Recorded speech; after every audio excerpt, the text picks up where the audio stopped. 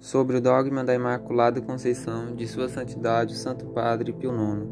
posição e privilégios de Maria nos desígnios de Deus. Deus inefável, cuja conduta toda é bondade e fidelidade, cuja vontade é onipotente, cuja sabedoria se estende com poder de um extremo ao outro do mundo, e tudo governa com bondade, tendo previsto desde toda a eternidade a triste ruína de todo o gênero humano que derivaria do pecado de Adão, com desígnio oculto aos séculos, decretou realizar a obra primitiva da sua bondade com um mistério ainda mais profundo, mediante a encarnação do Verbo, porque, induzido ao pecado, contra o propósito da divina misericórdia, pela astúcia e pela malícia do demônio, o homem não devia mais perecer. Antes, a queda da natureza do primeiro Adão devia ser reparada com melhor fortuna no segundo. Assim Deus, desde o princípio e antes dos séculos, escolheu e pré-ordenou para o seu Filho uma mãe, na qual ele se encarnaria, e da qual, depois, na feliz plenitude dos tempos, nasceria, e de preferência qualquer outra criatura, pela alva de tanto amor, a ponto de se comprazer nela com singularíssima benevolência. Por isto, acumulou-a admiravelmente, mais do que todos os anjos e a todos os santos, da abundância de todos os dons celestes, tirados do tesouro da sua divindade. Assim, sempre absolutamente livre de toda mancha de pecado, toda bela e perfeita, ela possui tal plenitude de inocência e de santidade que depois da de Deus não se pode conceber outra maior, e cuja profundeza, afora de Deus, nenhuma mente pode chegar a compreender. E,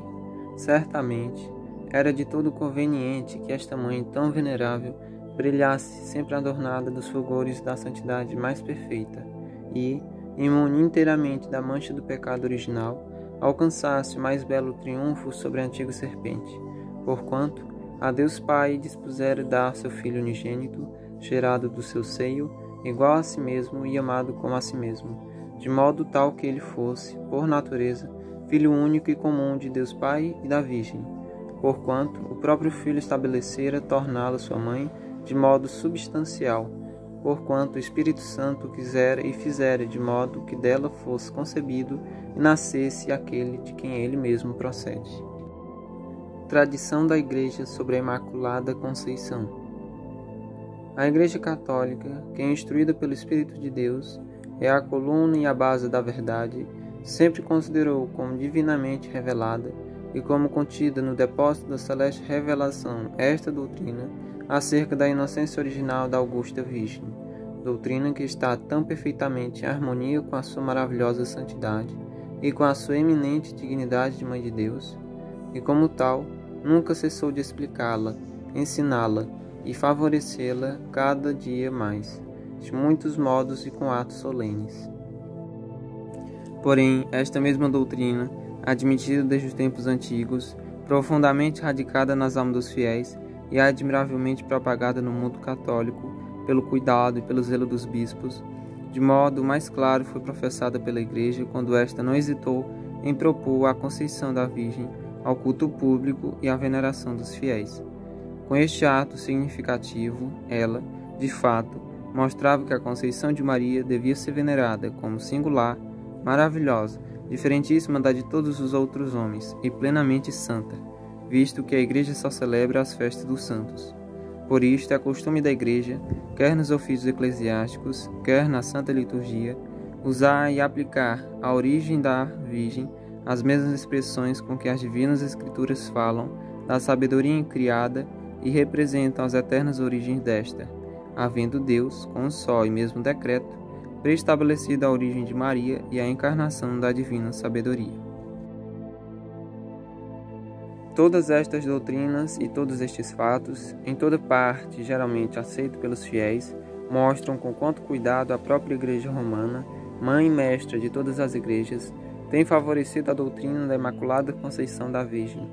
Todavia, parece assaz conveniente recordar, em particular, os atos mais importantes da Igreja nesta matéria, porquanto é tal a dignidade e autoridade que a Igreja absolutamente pertencem, que ela deve ser considerada o centro da verdade e da unidade católica.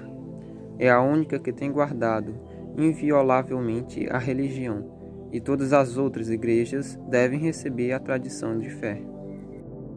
Os papas favorecem o culto da Imaculada. Pois bem, esta Igreja Romana nada teve mais a peito do que professar, sustentar, propagar e defender por todos os modos mais significativos a Imaculada Conceição da Virgem, o seu culto e a sua doutrina. Tal solicitude é aberta e claramente atestada por inúmeros atos insígnes dos pontífices romanos nossos predecessores, aos quais, na pessoa do chefe dos apóstolos, foi pelo próprio Cristo Senhor confiada a tarefa e a autoridade suprema de apacentar os cordeiros e as ovelhas, de confirmar os irmãos e de reger e governar a Igreja. De fato, os nossos predecessores consideraram a sua glória o haverem, com a sua autoridade apostólica, instituído na Igreja Romana a festa da Conceição, dotando-a e honrando-a com o ofício e com a missa própria, em que com máxima clareza se afirma a prerrogativa da imunidade de toda mancha original.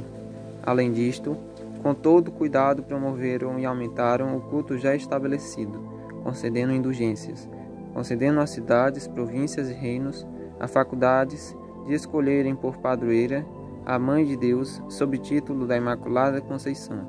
aprovando irmandades, congregações e famílias religiosas instituídas em honra da Imaculada Conceição, tributando louvores à piedade daqueles que levantam mosteiros, hospícios, altares, templos sob o título da Imaculada Conceição, ou, sob juramento, se comprometiam a defender a todo custo a Imaculada Conceição da Mãe de Deus. Ademais, com a maior alegria, ordenaram que a festa da Conceição fosse celebrada em toda a Igreja, com solenidade igual da festa da Natividade, que com a oitava fosse celebrada pela Igreja Universal e escrupulosamente observada por todos os fiéis como festa de preceito, que todo ano, no dia da festa da Imaculada Conceição de Maria, se promovesse capela papal na nossa Patriarcal Basílica Liberiana. Desejando, pois, confirmar sempre mais no ânimo dos fiéis esta doutrina da Imaculada Conceição da Mãe de Deus,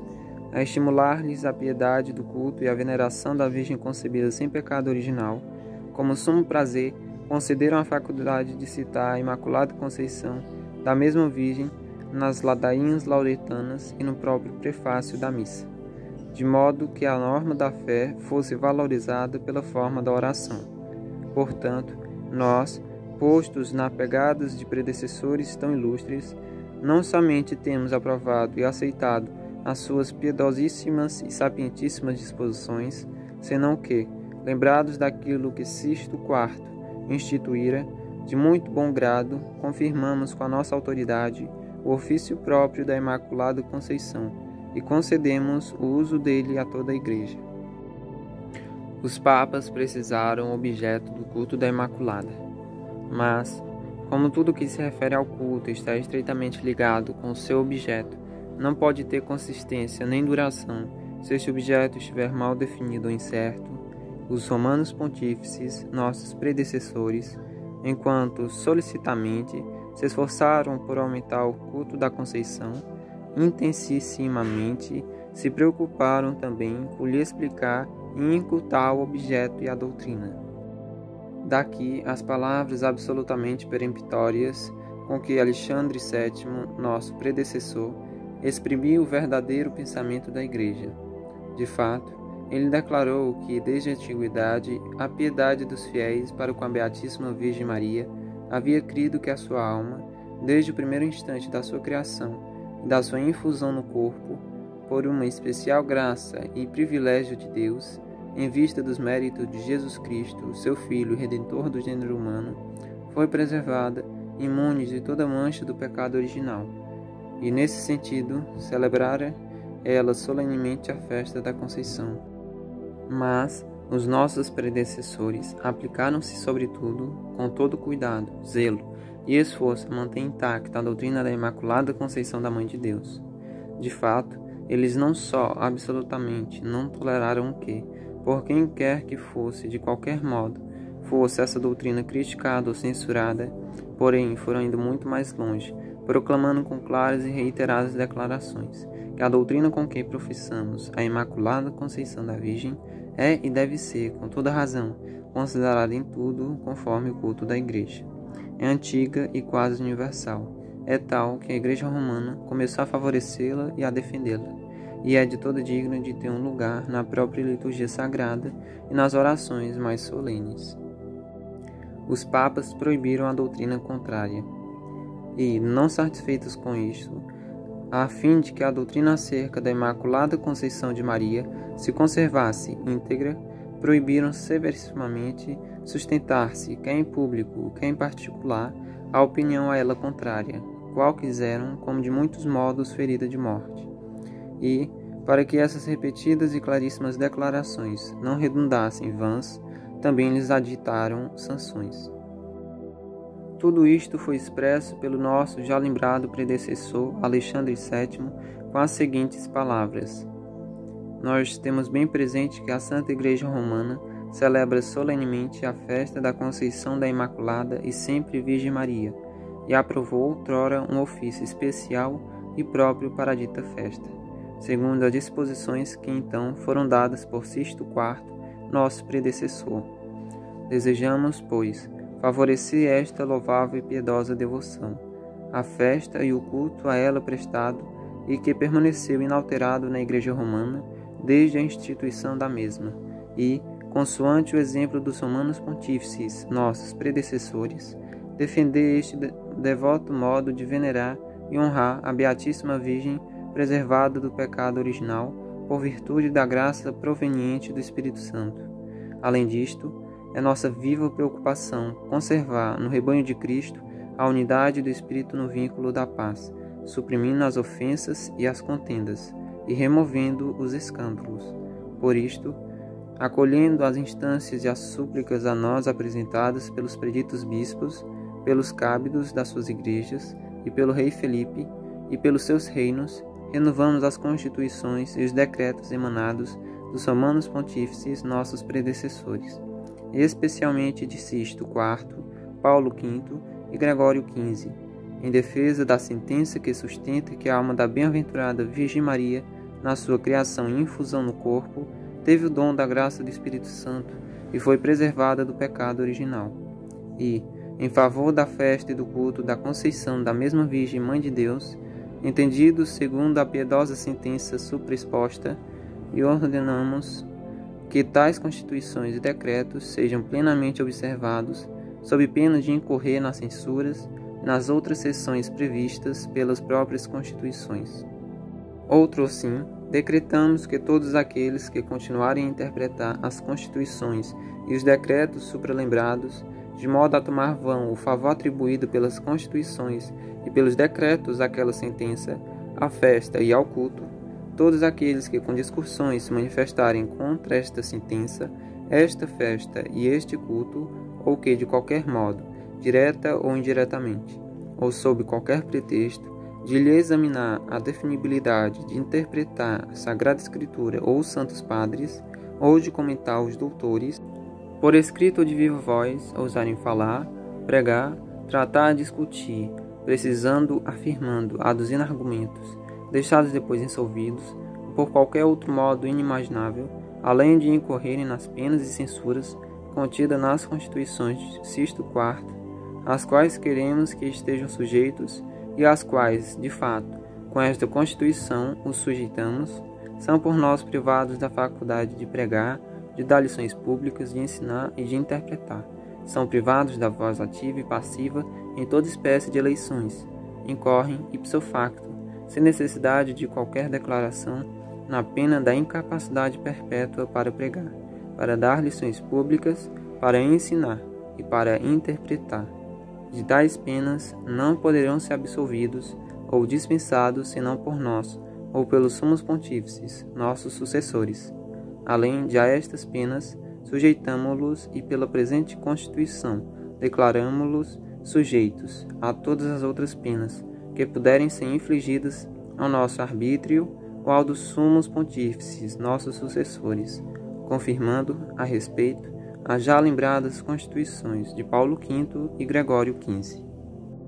Por último, proibimos e decretamos, sujeitos às penas e às censuras contidas no índice dos livros proibidos, e ordenamos sejam ipso facto e sem necessidade de qualquer declaração considerados proibidos os livros, as prédicas, os tratados, as investigações, publicados ou ainda por publicar, depois do lembrado decreto de Paulo V,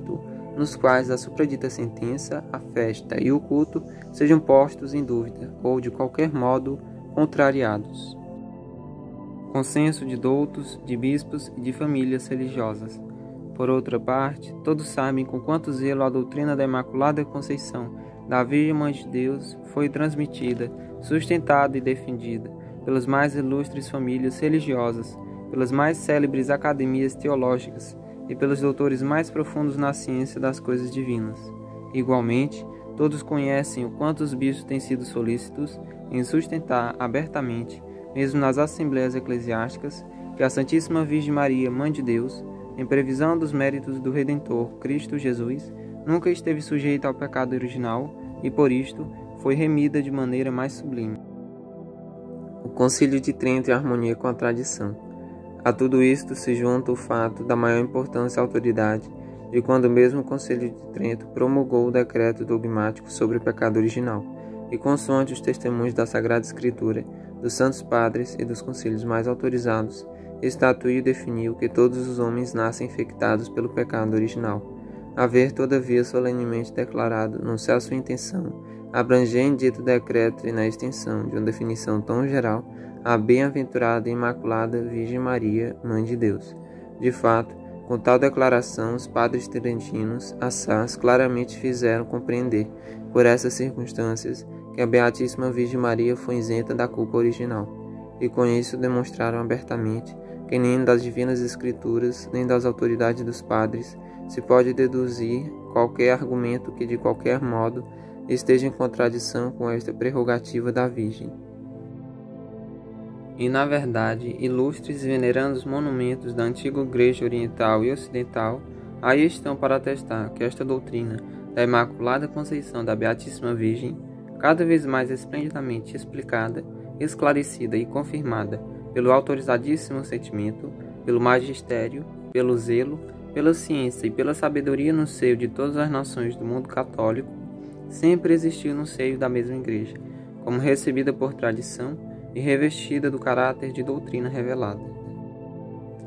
De feito, a Igreja de Cristo, guardiã e vindicadora das doutrinas a ela confiadas, jamais as alterou, nem com acréscimos, nem com diminuições, mas trata com todas as deferências e com toda a sabedoria aquelas que a antiguidade delineou e os padres semearam, e procura limiar e afinar aquelas antigas doutrinas da divina revelação, de modo que recebam clareza, luz e precisão. Assim, enquanto conservam a sua plenitude, a sua integridade e o seu caráter, elas se desenvolvem somente segundo a sua própria natureza, ou seja, no mesmo pensamento, no mesmo sentido. Pensamento dos padres e dos escritores eclesiásticos. Ora, os padres e os escritores eclesiásticos, instruídos pelos divinos ensinamentos,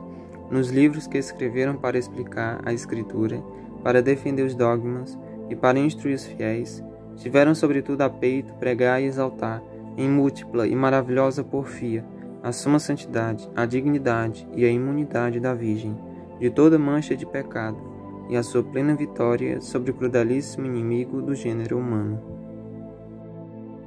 O proto-evangelho, por tal motivo, ao explicar as palavras com que, desde as origens do mundo, Deus anunciou os remédios preparados pela sua misericórdia para a regeneração dos homens, confundiu a audácia da serpente enganadora e reergueu admiravelmente as esperanças do gênero humano, dizendo: porém, inimizades entre ti e a mulher, entre a tua descendência e a dela.